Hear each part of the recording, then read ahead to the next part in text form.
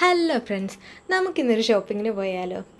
ഞാനും പപ്പയും ഉച്ചയായപ്പോഴായിട്ട് ഇറങ്ങാൻ പറ്റിയത്. കാരണം ഞായറാഴ്ച ആയതുകൊണ്ട് കുറച്ചധികം പരിപാടികളുണ്ടായിരുന്നു.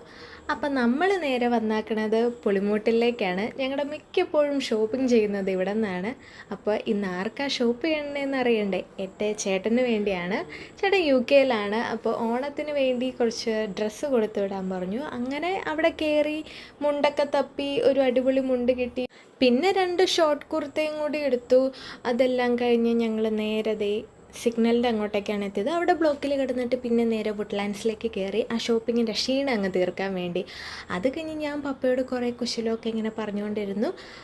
അപ്പോഴത്തേക്കും നമ്മുടെ ഫുഡ് എത്തിയിട്ടുണ്ട്.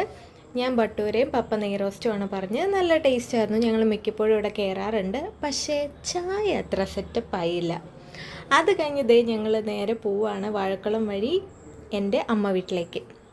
പിറവം റൂട്ടിലുള്ള മാറാടിയിലാണ് എൻ്റെ അമ്മ വീട്. ഒരു കൊച്ചു ഗ്രാമം, പക്ഷേ അതിമനോഹരമായൊരു ഗ്രാമമാണത്.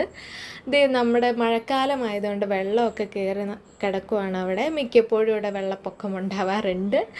അങ്ങനെ ഞങ്ങൾ എത്തിച്ചേർന്നിരിക്കുകയാണ് എൻ്റെ വല്യപ്പയുടെ വീട്ടിലേക്ക്. പിന്നെ കുറച്ച് നേരം ഫാമിലി ടൈം ആയിരുന്നു കേട്ടോ.